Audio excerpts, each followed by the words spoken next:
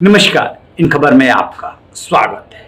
2024 के आम चुनाव में सत्ता पक्ष यानी बीजेपी एनडीए को मात देने के लिए बना इंडिया अब जो है और ज्यादा अपने को मजबूत करने में लगा है। राहुल गांधी को जिस तरीके से सुप्रीम कोर्ट से राहत मिली है, उसके बाद एक दिशा मिली है और जो अगली बैठक होने जा रही है वो मुंबई में 31 और 1 सितंबर को होने जा रही है। आपको बता दें कि 23 जून को पहली बैठक पटना में हुई थी नीतीश कुमार की सदारत में, वही उसके संयोजक थे, वही अगुवा बनकर के पूरे देश में घूमे थे और पहली बैठक करके उन्होंने ये संकेत दे दिया था, संदेश भी दे दिया था कि इस बार पीएम मोदी की राह इतनी आसान नहीं। इसके बाद 17 और 18 जुलाई को विपक्ष की बैठक हुई बेंगलुरु में और वहां पे विपक्षी गठबंधन को नाम दिया गया इंडिया, जिसके नाम को लेकर के भी खासा बवाल हुआ, आलोचना हुई, मामला दिल्ली हाई कोर्ट तक पहुंचा है। अभी दिल्ली हाई कोर्ट में इसको लेकर के सुनवाई हो रही है। इसी बीच तीसरी बैठक होनी है, वो मुंबई में होने जा रही है। अभी तक जो दोनों बैठकें हुई थी वो पटना और बेंगलुरु में, जहां पर की विपक्ष की सत्ता है।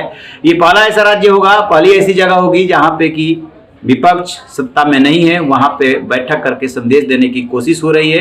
दो वहां पे जो महाविकास आघाड़ी है उसके दो घटक दल यानी कि एनसीपी और शिवसेना में टूट हो चुकी है और इस टूट के बावजूद जो है उद्धव ठाकरे ही इसके संयोजक रहेंगे, वही वहां पे होस्ट रहेंगे।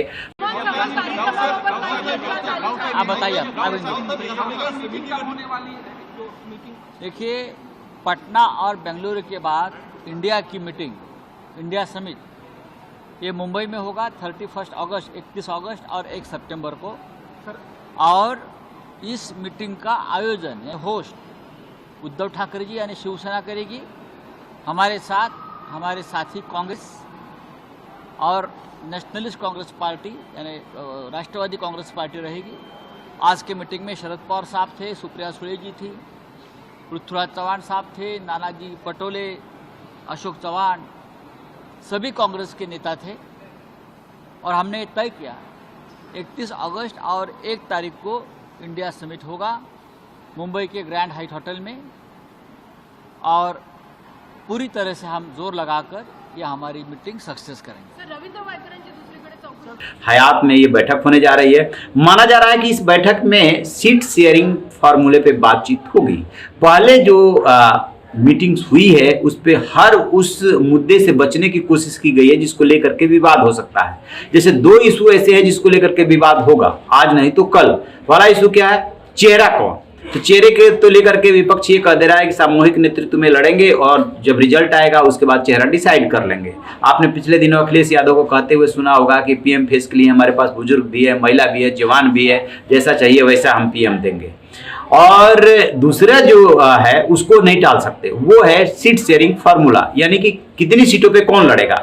पश्चिम बंगाल में वहां स्वाभाविक सी बात है कि ममता बनर्जी ज्यादा से ज्यादा सीटों पे लड़ना चाहेंगी। दिल्ली में यदि आम आदमी पार्टी भी गठबंधन में है तो कांग्रेस भी लड़ना चाहेगी, आप भी लड़ना चाहेगी। ऐसे ही महाराष्ट्र में 3 दल यदि उसमें महाविकास आघाड़ी में है तो तीनों के तीनों दल ज्यादा से ज्यादा सीटों पर लड़ना चाहेंगे। तो यही वो इशू है जिसपे मतभेद पैदा हो सकते हैं कि कौन कितनी सीटों पर लड़ेगा, किसको सेक्रीफाइस करना पड़ेगा, कौन बर्दाश्त कर लेगा।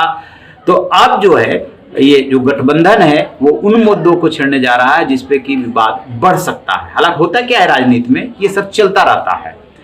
आप यदि गठबंधन का इतिहास देखेंगे अपने देश की राजनीति में 1947 के बाद जहाँ से शुरुआत होती है, तो जो सबसे बड़ा वो हुआ था गठबंधन कहें या पार्टी बनी थी, जो जनता पार्टी की सरकार बनी थी 1977, उसके बाद जितने भी एक्सपेरिमेंट हुए 1996 तक वो बहुत ज़्यादा सक्सेस नहीं रहे।